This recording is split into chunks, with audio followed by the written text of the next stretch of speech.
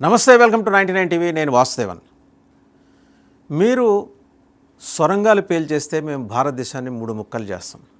జమాతే ఇస్లామీ నుంచి వచ్చిన హెచ్చరిక. బంగ్లాదేశ్లో ఇవాళ సరిహద్దు జిల్లాల్లో జమాతే ఇస్లామీ ప్రాతినిధ్యం చాలా బలంగా ఉంది. ఇన్ఫ్యాక్ట్ వాళ్ళ ప్రోత్సాహం, వాళ్ళకి ఐఎస్ఐ ఇస్తున్న సపోర్టు, ఐఎస్ఐ తయారు చేసిన మాడ్యూల్స్ ఎంట్రీ ఇవ్వడానికి కావాల్సిన మార్గాలు తవ్వటం, ఇవంతా కూడా Jamaat-e Islami they used to take care of that. ఇవాళ సొరంగాల్ని పేల్చేసే కార్యక్రమానికి వెస్ట్ బెంగాల్ ప్రభుత్వం నడుం బిగించడం, దాని మీద యుద్ధ ప్రాతిపదికన చర్యలు చేపట్టడం, ఐడెంటిఫై చేయడం, కొత్త సొరంగాలు ఐడెంటిఫై చేయడం, ఇవన్నీ చేసిన తర్వాత అక్కడి నుంచి ఒక రాడికల్ ఇస్లామిక్ గ్రూప్ అనుబంధంగా పనిచేస్తోంది జమాతే ఇస్లామీకి. ఆ గ్రూప్ నాయకుడు ఒక మౌలానా, ఆయన ఒక థ్రెటనింగ్ ఇచ్చారు. మీరు మమ్మల్ని కెలికితే మా దేశంలో హిందువులు ఏమాత్రం సేఫ్గా ఉండరు. బంగ్లాదేశ్లో హిందువులు సేఫ్గా ఉండాలంటే బెంగాల్లో ముస్లిమ్స్కి ఎటువంటి అపచారం జరగకూడదు, వాళ్ళ మీద దాడులు చేయకూడదు, వాళ్ళని అరెస్టులు చేయకూడదు. ఇక 115 నిబంధనలు పెట్టాడు ఆయన. సో ఆయన చాలా సీరియస్ రాడికల్ గ్రూప్ లీడర్. ఆయన బాగా ఫాలోయింగ్ కూడా ఉంది ఆయనకి బంగ్లాదేశ్లో. ఆయన ఇప్పుడే కాదు, 2023లో కూడా చేశాడు ఇట్లాంటి హెచ్చరికే. మమ్మల్ని టచ్ చేస్తే మాత్రం భారతదేశం విచ్ఛిన్నం అయిపోతుంది. ఇప్పుడు మళ్ళీ తాజాగా ఏంటంటే ఆయనతో పాటు ఇంకొన్ని స్వరాలు జతగలిపాయి. వాళ్ళు ఏం చెబుతున్నారు, మమ్మల్ని టచ్ చేస్తే అంటే బెంగాల్లో ఉన్న ముస్లిమ్స్ని టచ్ చేస్తే బంగ్లాదేశ్లో హిందువులు మిగలరు. ఇది వాళ్ళు చేస్తున్న హెచ్చరిక.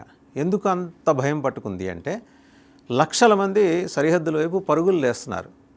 పొలాల నుంచి పారిపోయేవాళ్ళు, అలాగే సొరంగాల నుంచి ఆల్రెడీ దాటేసిన వాళ్ళు, అండ్ ఇప్పటిదాకా తృణమూల్ కాంగ్రెస్ అండ చూసుకొని రెచ్చిపోయిన వాళ్ళు, మార్క్సిస్ట్ పార్టీ తృణమూల్ కాంగ్రెస్ అండ చూసుకొని రెచ్చిపోయిన వాళ్ళు, ఈ అల్లరి మొక్కలు, ఉగ్ర మొక్కలు, ఇవన్నీ కూడా.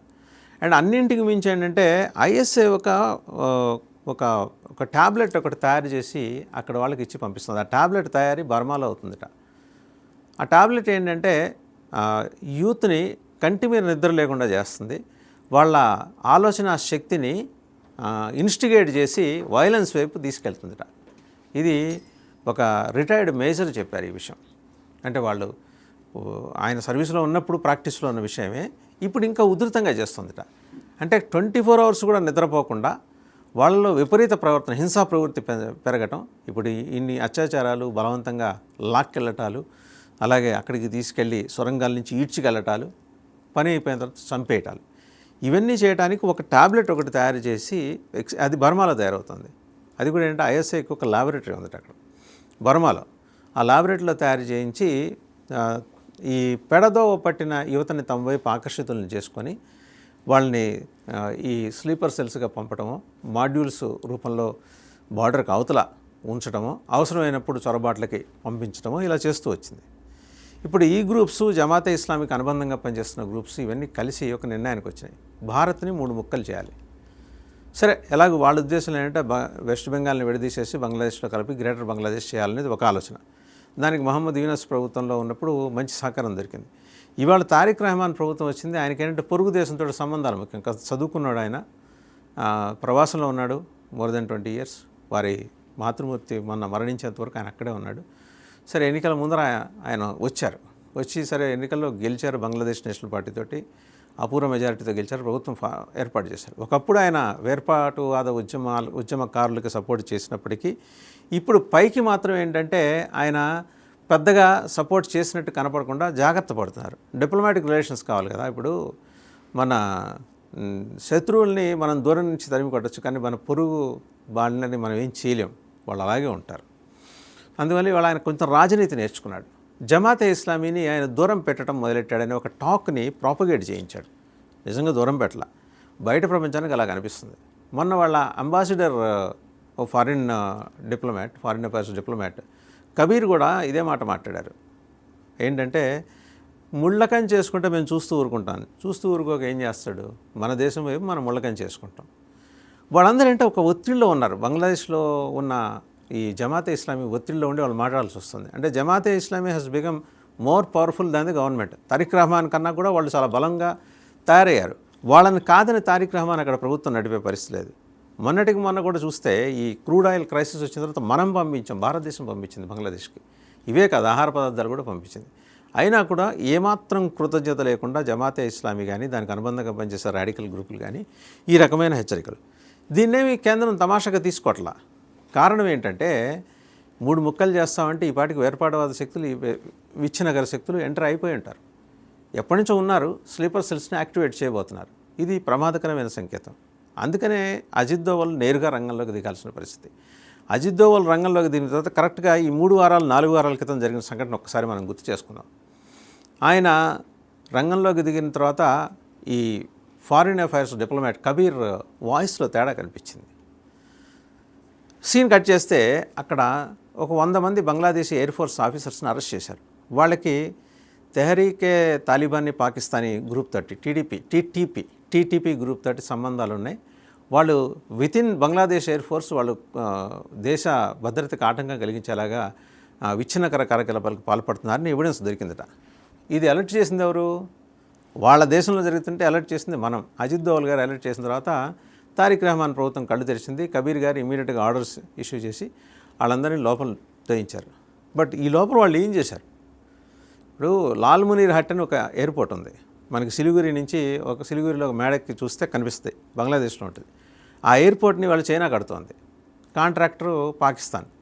ఆ ఎయిర్పోర్ట్కి 10-20 కిలోమీటర్ల పరిధిలో ఏంటంటే వాళ్ళు టెర్రరిస్ట్ యూనివర్సిటీ ఒకటి పెడుతున్నారు. ఎక్కడైతే మనం గనక చూస్తే ఆపరేషన్ సింధూర్ సమయంలో డిస్మాంటిల్ అయిన క్యాంపులన్నీ ఆ సావుగా మిగిలిన అరాకొరా వాళ్ళందరినీ తీసుకొచ్చి ఇంకా అన్ని దేశాల నుంచి ఏరుకొచ్చిన ఉగ్రవాద ముక్కల్ని తీసుకొచ్చి అక్కడ టెర్రరిజం యూనివర్సిటీ పెట్టాలి. ఆ ఎయిర్పోర్ట్ కడుతున్నది ఎవరు? అత్యంత గొప్ప సాంకేతిక పరిజ్ఞానంతో చైనా కడుతోంది.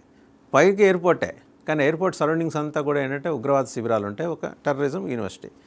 పాకిస్తాన్కి ఉన్న ఏకైక ఇండస్ట్రీ అది టెర్రరిజం అనేది. ఆ ఇండస్ట్రీని ఒక యూనివర్సిటీ రూపంలో మార్చి దానికి క్రమశిక్షణతో కొన్ని పాఠాలు, కొన్ని కోర్సులు అన్నీ ఏర్పాటు చేసి పాస్అవుట్లకి మంచి అవకాశాలు ఇవ్వటం అనేది వాళ్ళు చేసుకున్న ఆలోచన. ఇప్పుడు అందుకనే ఈ సిలిగురి నుంచి కనిపించే లాల్ మునీర్ హట్లో ఇలాంటి ఉగ్రవాద కార్యకలాపాలు పెరిగిపోవటం, జమాతే ఇస్లామీ అక్కడ వచ్చి టెస్ట్ చేయటం, ఐఎస్ఏ ఏమో ఆయుధాలు సరఫరా చేయటం, ఇంక ఇతరత్ర 4-5 చిల్లరమల గ్రూపులు కూడా అక్కడే వచ్చి స్థావరాలు ఏర్పాటు చేసుకుంటాయి. ఇవన్నీ చూసిన తర్వాత కేంద్ర ప్రభుత్వానికి ఒక ఆలోచన వచ్చింది. ఏంటంటే సిలిగురి కేంద్రంగా కేంద్రపాలిత ప్రాంతం ఎందుకు పెట్టాలి? ఏ రాష్ట్రాల నుంచి కొన్ని పార్ట్స్, కొన్ని జిల్లాలు తీసుకొని కేంద్రపాలిత ప్రాంతం పెడితే కనుక కేంద్రానికి తక్షణం చర్యలు తీసుకోవడానికి కొన్ని అధికారాలు ఉంటాయి. ఇప్పుడు మొన్నటిదాకా మమతా బెనర్జీ ఏడిపించి వదిలిపెట్టింది. ఏది 15 కిలోమీటర్ల పరిధిని 45 కిలోమీటర్లకు విస్తరించడానికి ల్యాండ్ ఇవ్వకుండా బీఎస్ఎఫ్కి ఏడిపించి పెట్టిన కారణంగా ఈ సొరంగాలు తవ్వుకోటాలు ఒక 700 నుంచి 800 సొరంగాలు తవ్వి లోపల వెస్ట్ బెంగాల్లో విచ్ఛిన్నకర కార్యకలాపాలకి విద్రోహులు దిగారు. అదే బీఎస్ఎఫ్కి పరిధి ఉంటే ఇవన్నీ వాళ్ళు ఎప్పటికప్పుడు డిస్మాంటిల్ చేసుకుంటూ వెళ్ళేవారు. మొన్న సువేందు అధికారి ప్రభుత్వం అధికారంలోకి రాగానే ఫస్ట్ క్యాబినెట్ మీటింగ్లో 45 కిలోమీటర్ల మేరకు 15 నుంచి 45 కిలోమీటర్ల మేరకు విస్తరించేలాగా బీఎస్ఎఫ్కి ల్యాండ్ ట్రాన్స్ఫర్ చేశారు.